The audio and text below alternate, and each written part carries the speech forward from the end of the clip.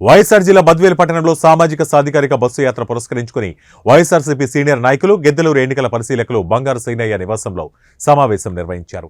ఈ సమావేశంలో ఉప ముఖ్యమంత్రి నారాయణస్వామి మాట్లాడుతూ ఎస్సీ, ఎస్టీ, బీసీ, మైనార్టీ ప్రజలకు జగనన్న పూర్తి స్థాయిలో న్యాయం చేశారని, రాబో ఎన్నికల్లో చంద్రబాబు కల్లబొల్లి మాటలు నమ్మి మోసపోవద్దని, వైఎస్ జగన్మోహన్ రెడ్డిని మరోసారి 2024 ఎన్నికలలో గెలిపించి అభివృద్ధిని కొనసాగించడానికి ప్రజలు అవకాశం ఇవ్వాలని పిలుపునిచ్చారు.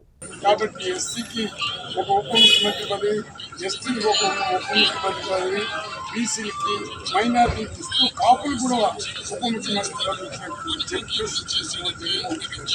దీనివల్ల సమాజంలో ఏమైపోయిందంటే మాకు అంబేద్కర్ యొక్క ఆశయాలను నెరవేరుస్తూ పూలే ఆశయాలను బీసీలు, ఎస్సీ, ఎస్టీలు అందరూ కూడా వాళ్ళ యొక్క ఆశయాలు నెరవేర్చే ఒక నిజమైన చరిత్రకారుడు జగన్మోహన్ రెడ్డి గారు. నేను పబ్లిక్ మీటింగ్లో చాలా విషయాలు మాట్లాడతాను. దయచేసి మీకందరూ కూడా నా రిక్వెస్ట్ అంటే చీల్చి చెందాడే కార్యక్రమాలు చంద్రబాబు చేస్తారు. మీరు చంద్రబాబు చరిత్ర ఒకటి చెప్పదలుచుకున్నాను. ఎందుకంటే నాకు కూడా భయం వేస్తుంది. మా జగనన్న విషయంలో కూడా నేను భయపడుతున్నాను. ఇన్ని సంవత్సరాలు నేను భయపడలేదు, ఇప్పుడు భయపడుతున్నాను. కారణం ఏమంటే చంద్రబాబు అనే వ్యక్తి తెలుగుదేశంలో కొనుక్కున్నాడు. ఆయన నిజమైన పార్టీ తల్లి పార్టీ కాంగ్రెస్ పార్టీ నుంచి కాంగ్రెస్ అనేది లేకుండా ఆత్మాభిమానంతో, ఆత్మగౌరవంతో ముందుకు వచ్చినటువంటి ఎన్టీ రామారావు ఆ రోజు ప్రజలందరూ ఎక్సెప్ట్ ఎస్సీలు తప్పకి మానవత్వం ఉంటే పశువులకి ప్రేమ కూడా ఉంది. మనుషులకు మానవత్వం ప్రేమ ఉంది. కానీ ఈ పశువులు, ఈ పత్రికలు పెట్టుకునే పశువులు కుల వ్యవస్థ తప్ప, మత వ్యవస్థ తప్ప, పార్టీ వ్యవస్థ తప్ప సహాయం చేయాలని ఒక మనస్తత్వం లేని మనిషి.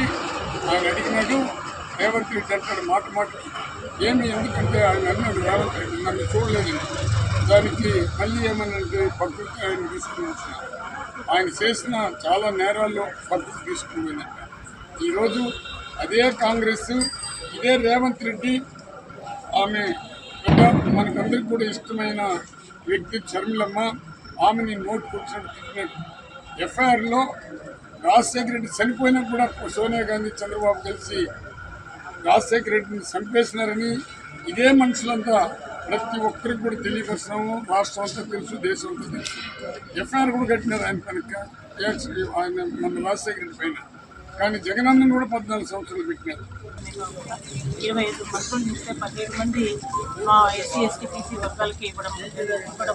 తర్వాత ప్రతి విషయంలో కూడా నామినేటెడ్ వర్క్స్ కానీ, నామినేటెడ్ పోస్టులలో కానీ, ఇలా ప్రతి విషయంలో కూడా చేదోడు వదడుగా ఉంటూ మాకంటూ ఒక ఆత్మగౌరవం ఇచ్చిన మా జగనన్న ప్రభుత్వానికి ఈరోజు ఒక సెలబ్రేషన్ లాగా మేము జరుపుకుంటున్నాము.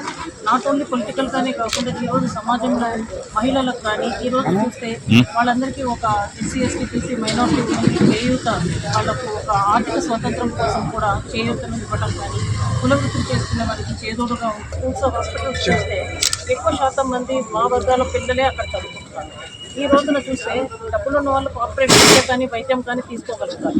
కానీ మా పిల్లలంతా గర్వంగా ఈరోజు స్కూల్స్ని ఎంత అభివృద్ధి చేశారంటే 66,722 కోట్లు పెట్టి స్కూల్స్ని నాడు నేడు కానీ, అమ్మఒడి కానీ ఇవన్నీ తీసుకొచ్చి డెవలప్ చేసి అక్కడ చదువుకునే పిల్లలకు కూడా ఎంతో ఆహ్లాదకరమైన క్లైమేటే కాకుండా ఇన్ఫ్రాస్ట్రక్చర్ ప్రొవైడ్ చేస్తూ కూడా మంచి క్వాలిటీ ఎడ్యుకేషన్ ఇస్తూ ఈరోజు స్టేట్లోనే నంబర్ 1 పొజిషన్లో ఉండటానికి కూడా మనం చూస్తూ ఉన్నాం.